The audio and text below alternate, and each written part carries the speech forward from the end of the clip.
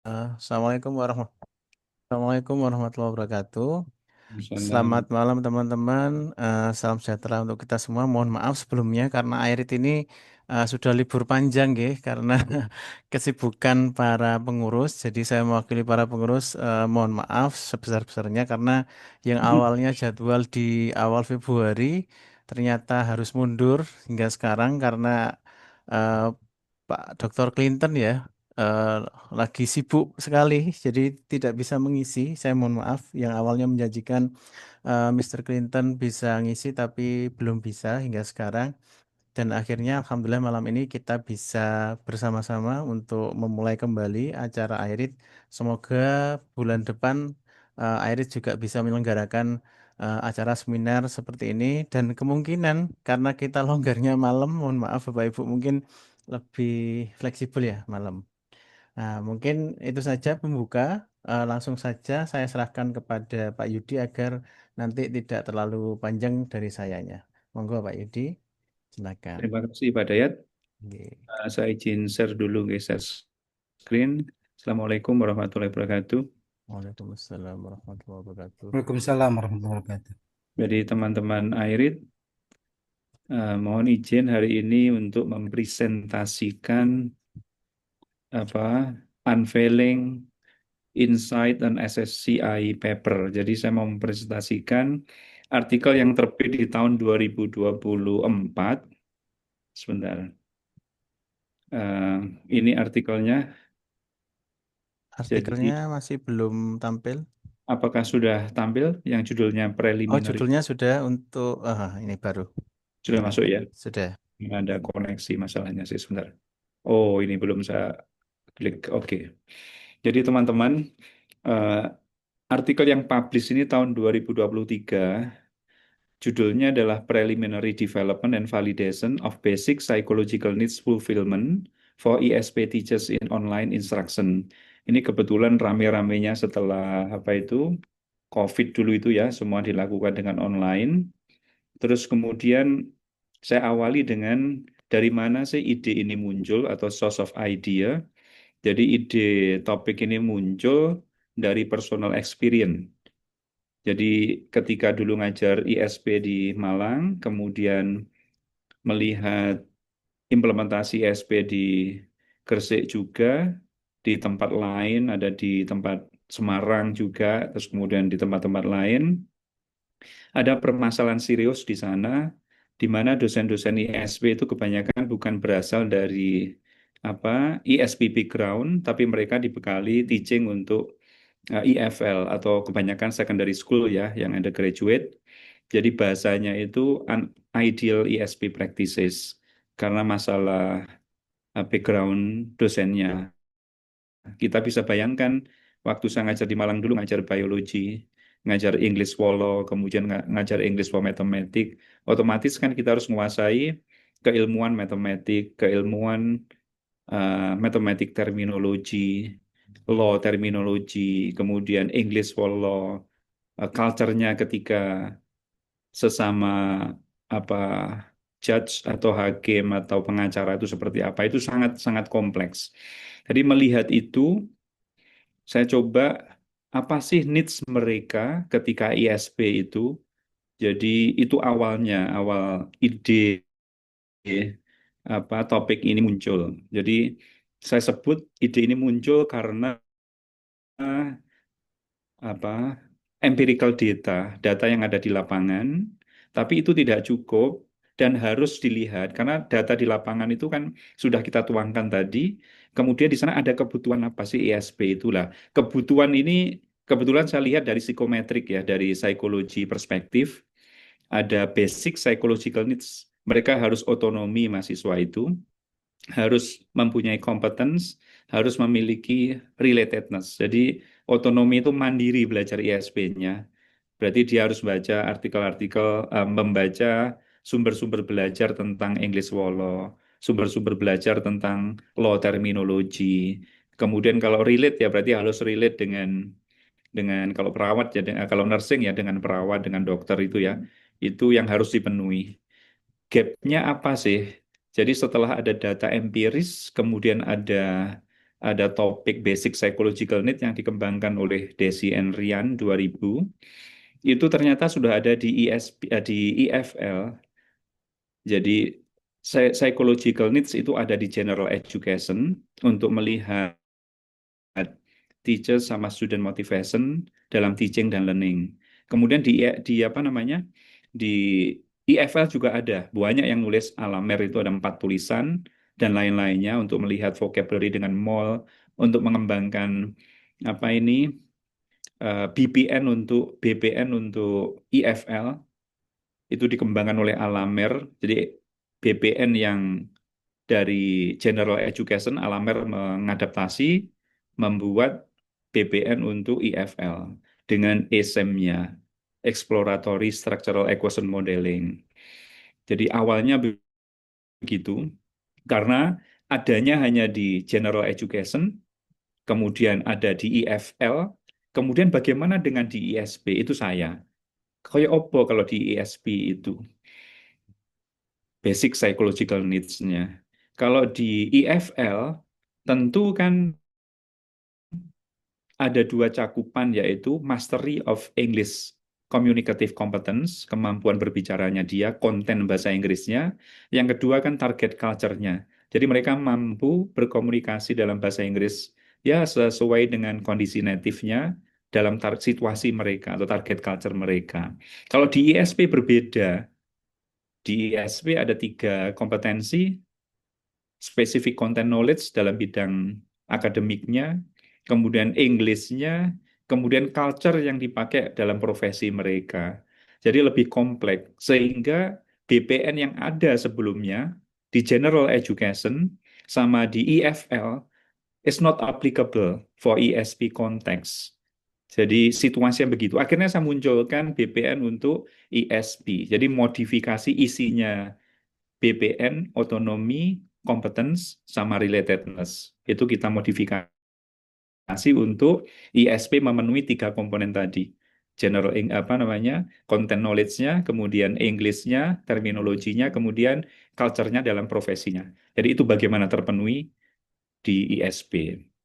Itu latar belakangnya. Kemudian, nah ini tadi ya, ini penjelasan saya tadi. Jadi BPN scale itu yang ada adalah untuk EFL atau ESL untuk melihat teachers and student motivational factor in teaching English as foreign atau second language. Yaitu yang titik 2 itu yang saya sampaikan tadi, yaitu communicative competency English, sama satunya di target culture. Kalau ISP seperti apa? Kan ada 3 tadi. Ada competence-nya di specific content knowledge, ada English-nya yang berbeda dengan general English, ada culture-nya yang berbeda dengan profesinya. Nah, sehingga basic psychological need kalau bisa memenuhi 3 itu.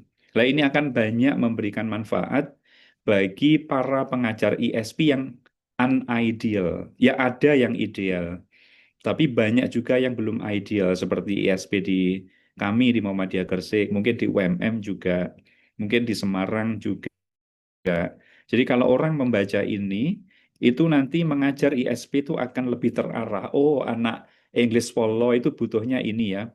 Jadi anak-anak tidak hanya sekadar membaca reading follow saja, tapi mereka harus relate dengan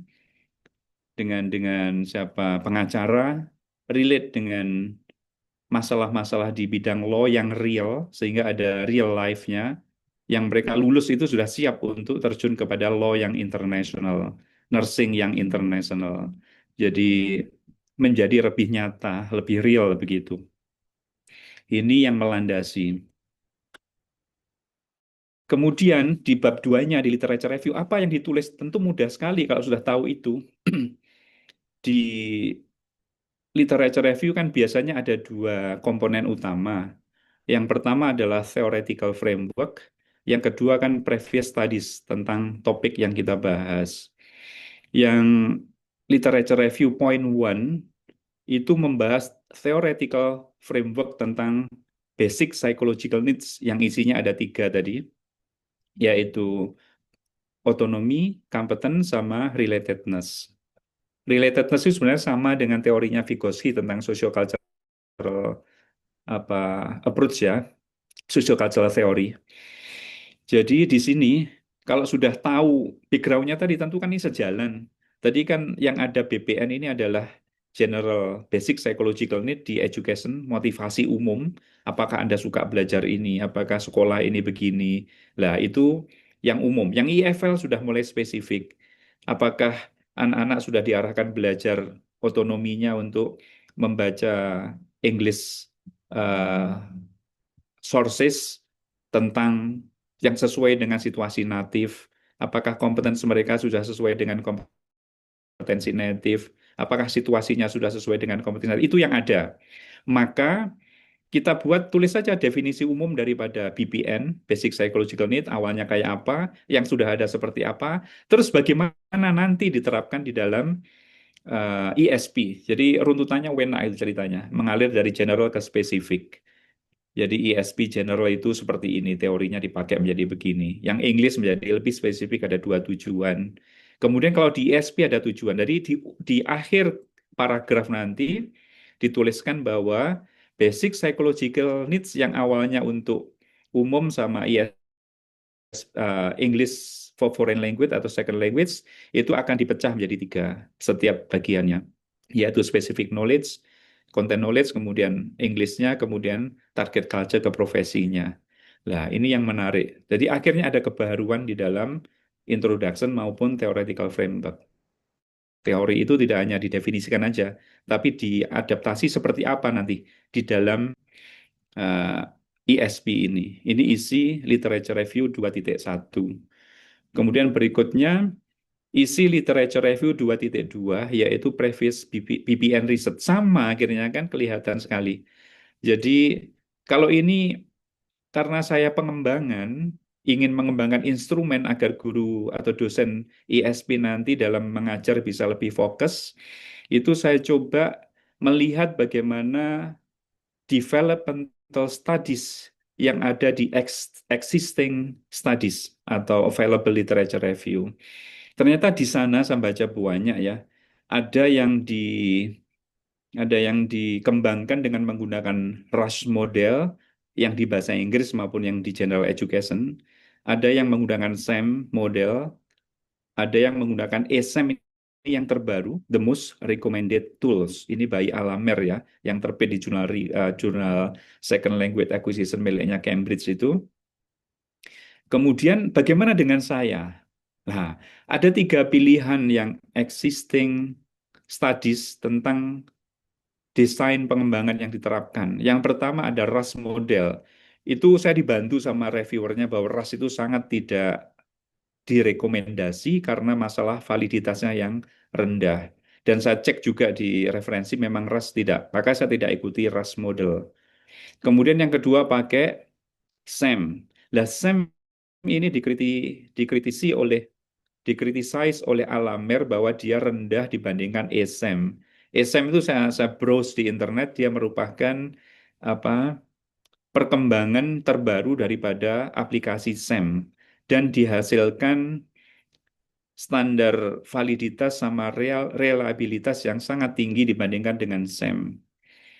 Maka Alamer menyarankan di artikel 2021, 2022A dan 2022B itu ada di referensi artikel saya.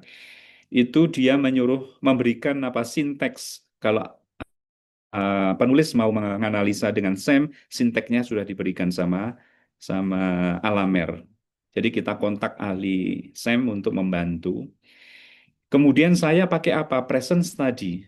Karena kalau ESEM tidak mungkin, saya browse di internet begitu. ESEM itu di Indonesia masih lumayan baru. Jadi tidak banyak, belum ada yang pakai ESEM itu. Tahun itu ya pada saat saya menulis itu, sehingga tetap saya putuskan SEM. Walaupun dikritik validitasnya rendah. Karena ada kritik itu saya harus menghindari agar ini bisa bisa tidak kena komen. Nanti kenapa pakai SEM sudah tahu SEM validitasnya rendah kok tetap dipakai. Akhirnya saya coba baca-baca artikel lain tidak ada di EFL, yang ada di bidang education di bidang teknologi education general education. Dia menyarankan pakai 4 tahap. Wah, akhirnya saya ikuti. Jadi ini bisa lolos dari reviewer dulu dikritik suruh pakai ESEM, Saya jelaskan bahwa ESAM itu tidak begitu familiar di Indonesia dan masih baru, sehingga belum ada yang pakai. Sedangkan SEM walaupun validitas rendah, agar tidak agar konsistensi validitas itu bisa terlihat, saya terapkan 4 kali. Jadi survei 4 kali, kemudian di try out di pilot 4 kali, atau try out 4 kali seperti apa validitas sama reliabilitasnya. Nah, untuk menghindari lemahnya SEM yang mendapat kritik tadi, karena saya nggak mampu menggunakan eSEM. Jadi previous studies-nya kelihatan sekali ya, bukan membahas bagaimana apa BPN itu diterapkan, tapi bagaimana BPN dikembangkan, karena topiknya adalah pengembangan. Jadi harus spesifik. Kita ingin ikut yang mana dari previous studies itu. Akhirnya saya putuskan mengikuti SEM sama 4 tahap validation model. Kemudian hasilnya bagaimana? Um, hasilnya itu di tahapan 1 dan 2 itu ada yang low validity. Jadi beberapa item dari 21 itu awalnya 25. Jadi muncul 21 item BPN. Jadi masing-masing ada 7 ya, 7 indikator, 7 pertanyaan. Kemudian tahap 3 ke 4 itu koefisiennya memang 78. Tapi kalau ESAM bisa lebih tinggi dari itu, dia angka 80 ke atas ya. Jadi ini masih kita anggap sebagai sesuatu yang valid karena dilakukan dengan 4 tahapan. Jadi kalau Rizal kan tidak sulit. Kita hanya memaparkan hasil perkembangan di sini. Sekarang apa isinya discussion? Nah, ini langkahnya sudah jelas, mulai dari tahap pengembangan, pemilihan metode, pemilihan model pengembangan analisa yang dipakai, gap-nya jelas. Maka dalam discussion itu kita membandingkan temuan tingkat validitas dan reliabilitas antara punya saya dengan punya Alamer, yaitu 2021, BPN IFL Vocab, itu seperti apa validitas apa dia.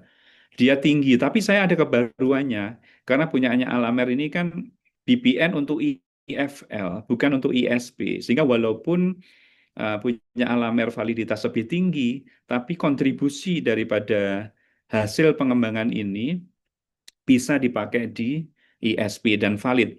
Artinya bisa dipakai sebagai initial psychometric scale untuk diterapkan di ISP. Kemudian di 2022, Alamer juga meneliti tentang WA, jadi BPN, Basic Psychological Needs, dalam pembelajaran vocab dengan menggunakan WA untuk meningkatkan motivasi dan vocabnya ya. Itu juga saya bandingkan tingkat validitas dan reliabilitasnya. Kemudian saya bandingkan juga dengan Alamer 2022B yang itu dia menggunakan ESEM. Saya katakan jujur di sini dengan reviewers bahwa punya kita itu validitasnya tidak sebaik validitas yang dilakukan oleh Alamer 2022B. Kendati pun demikian, kita sudah berusaha dengan 4 tahapan tadi sehingga masih dijamin validitasnya diterima dan bisa dipakai sebagai psychometric scale untuk melihat BPN, Basic Psychological Needs-nya, baik itu dosen ataupun mahasiswa ketika mengajar dan belajar ISP. Jadi isi discussion-nya seperti itu. Jadi dia ada original story tentang pengembangan, tidak membahas yang lainnya. Kemudian ini di bagian akhir, semoga tidak lama ya, di bagian akhir ini ada recommendation for further studies. Jadi saya coba apa sih topik yang bisa ditulis dari sini. Saya sering mengamati para penulis-penulis di dunia ini, kalau ada instrumen baru itu rebutan untuk dipakai.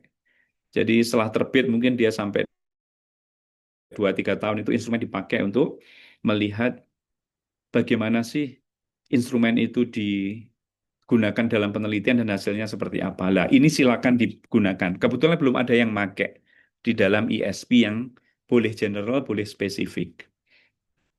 Jadi kalau teman-teman mau menggunakan instrumen ini untuk melihat praktek pembelajaran di ISP di Indonesia, nanti bisa kontribusi ke global, ISP global yang unideal, itu instrumen ini bisa diterapkan dan gap-nya sudah tersedia di sana bahwa implementasi ISP di sebagian besar masih unideal. Kenapa itu terjadi? Karena salah satunya belum ada background teacher-nya tadi yang tidak dicetak sebagai pengajar ISP, tapi mereka dicetak sebagai IFL dan tidak pernah mendapatkan pembelajaran bekal untuk mengajar ISP. Yang kedua, tidak adanya instrumen untuk untuk apa namanya mengarahkan para pengajar ISP agar pengajaran mereka menjadi ideal. Kemudian penelitian ini mencoba menerapkan bagaimana pemenuhan basic psychological need menggunakan instrumen ini. Itu gapnya sudah saya katakan, tinggal nulis saja. Jadi kalau teman-teman mau menerapkan instrumen baru, gapnya sudah saya sampaikan tadi barusan ini. Ada dua gap tadi. Tidak ada instrumen, kondisi yang tidak ideal. Itu ya. Terus teman-teman bisa apa revalidate instrumennya kalau mau digunakan. Kalau tidak revalidate ya tidak apa-apa, diungkapkan aja validitasnya sudah ada. Kalau mau disemkan lagi itu yang disukai oleh jurnal-jurnal tinggi. Walaupun teman-teman adopsi, nanti ada adaptasi, ada perubahan-perubahan sedikit, ada kata teachers, ubah student, ada kata lainnya ditambahi atau dikurangi, bisa divalidasi lagi dan ditampilkan di sana sama hasil surveinya, sama hasil interview atau open-ended-nya. Itu keren. Itu disukai oleh jurnal-jurnal yang tinggi. Alamer semuanya begitu. Walaupun BPN hanya untuk WA, untuk BPN dalam belajar vocab dengan WA, itu sederhana. Jadi eksperimen tapi survei tapi apa namanya validitasnya itu ditunjukkan SEM-nya lagi. Jadi keren itu ya. Di bagian instrumen itu ada pengembangan, ada uji validitasnya dengan SEM, kemudian baru digunakan survei sama interview. Ya itu terbit di jurnal-jurnal tinggi. Kemudian topik yang kedua, ini tadi sangat berkaitan dengan real life task, real life task. Itu yang saya sampaikan mungkin tahun 2-3 tahun yang lalu sebelum saya di Thailand ya, bagaimana real life task, tapi tidak ada yang sudah saya sampaikan topik tentang real life task, tapi tidak ada yang menulis teman-teman. Akhirnya terbit satu di Call IJQ satu, satunya sedang direview 17 bulan di Call Taylor Francis. Nah ini sangat berkaitan topik ini, karena di ISP itu kalau kita lihat tadi, itu ada dua kritik. Satu, praktek ISP di unideal university di Indo ini atau di luar Indo itu masih belum menerapkan real life task karena biasanya dia berdasarkan buku yang dibuat oleh tim. Jadi belum, kalau namanya real life, kalau nursing ya dia harus mampu mengerjakan tugas tentang tugas-tugas seorang perawat. Tugas-tugas ketika perawat merawat pasien. Kalau itu digali, teman-teman, bagaimana guru, kualitas guru dalam ini ada dua topik yang nomor dua ini. Jadi yang pertama ada satu topik, yang kedua ada dua topik. Topik yang pertama teman-teman bisa mengembangkan instrumen bagaimana membuat ISP itu real life. Jadi bisa ngadopsi BPN tapi agak beda ya. Bagaimana teman-teman bisa mengembangkan task base tugas-tugas ISP itu nampak real, tidak hanya sekedar pedagogi atau kurikulum. Itu bisa dikembangkan. Yang kedua itu berarti mengembangkan kuesioner untuk mengakses atau untuk justify the quality of teachers task-based design di dalam ESW teachers maksud saya. Berarti mengembangkan instrumen. Kemudian yang kedua mungkin di perguruan tinggi teman-teman ada yang sudah real life dalam implementasi ISP. Sehingga bisa teman-teman memotret bagaimana sih real implementasi task base di ISP yang sudah ideal. Nah, itu seperti apa tugas-tugas yang dikembangkan oleh eh, dosen-dosen ISP dalam mendesain real life task di bidang ISP. Bisa pakai kualitatif dengan etnografi atau dengan case study itu bisa dikembangkan. Yang terakhir itu develop an instrument TPLT for ISP itu yang saya sampaikan tadi. Jadi ada tiga topik yang teman-teman bisa ambil dari paparan kali ini. Mungkin itu yang dapat saya sampaikan Pak Dayat, hampir 30 menit. Terima kasih. Oke. Assalamualaikum warahmatullahi wabarakatuh. Waalaikumsalam warahmatullahi wabarakatuh. Terima kasih banyak Prof. Yudi. Untuk artikel yang dijelaskan Pak Yudi tadi sudah saya share di chat ya, Bapak Ibu. Mungkin nanti bisa download langsung. Mungkin ada pertanyaan untuk Prof. Yudi dari teman-teman, silahkan.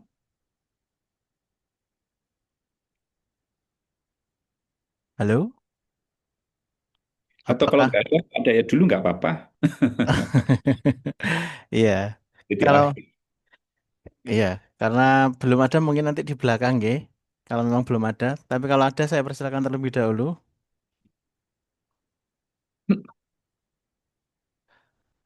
Silakan. Selamat malam, Pak Dayat. Oh, Saya Bu nggih, monggo Yulis. Bu Yulis, silakan. Ya, terima kasih Prof. Judi. Saya Yulis Cowati, Pak. Kebetulan saya dari Wijaya Putra, Pak. Prof, Tinggi, maaf. tinggi, tinggi.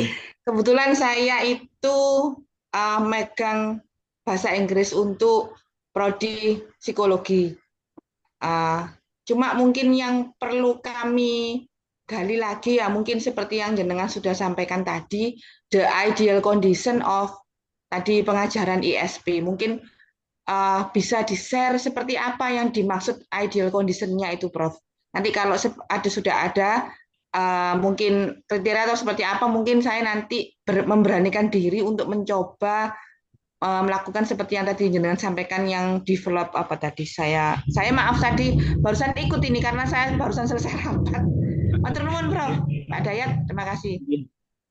Terima kasih Bu Terima kasih Bu Yuli. Yulis. Nggih, monggo Langsung Prof atau Yudi. Langsung oh, aja. oke, Nggih. baik. Terima kasih Bu Yulis. Jadi yang disebut dengan ideal ini sesuai dengan tujuannya ya Bu Yulis. Kalau bahasa Inggris EFL tadi, prediksi saya itu mahasiswa bisa menguasai communicative competence di bidang bahasa Inggris, kemudian culture-nya juga mereka kuasai. Sehingga mereka ketika berkomunikasi dengan native itu, mereka apa namanya, ya seperti mereka lah kondisi bahasa Inggrisnya itu tidak menimbulkan interpretasi yang bingung buat native speaker. Jadi kalau ESP kan ada tiga, satu harus menguasai keilmuan kalau English for Law berarti ya konten law-nya itu dikuasai oleh dosen, oleh mahasiswa. Kemudian bahasa Inggris ketika komunikasi dengan istilah-istilah di bidang hukum itu juga menguasai.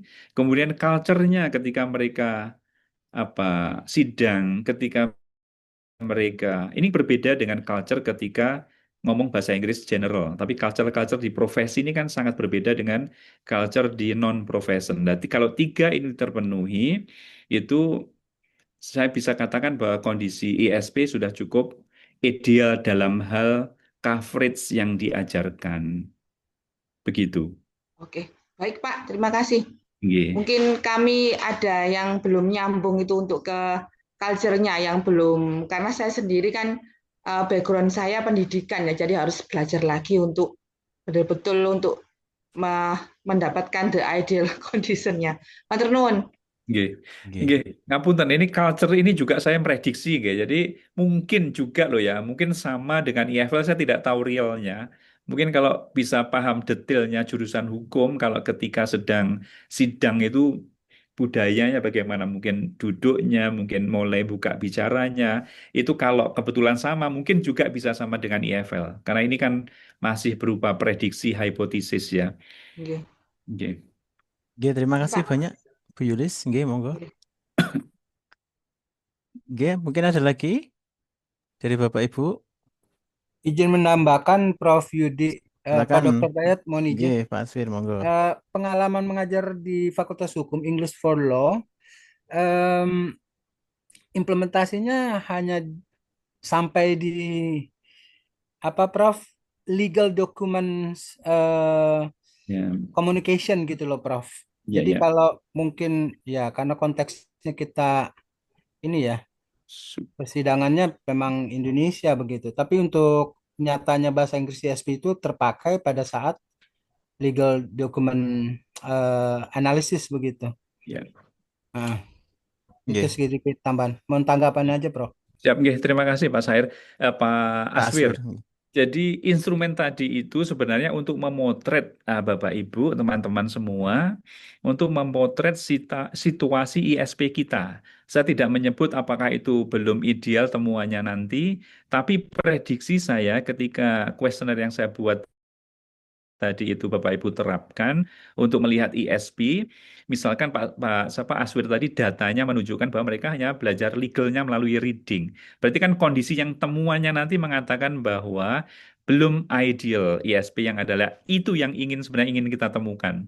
Jadi instrumen saya tadi silakan dipakai untuk penelitian. Kalau temuannya belum ideal malah bagus. Jadi Pak Aswir ini akan orang pertama atau Bu siapa tadi?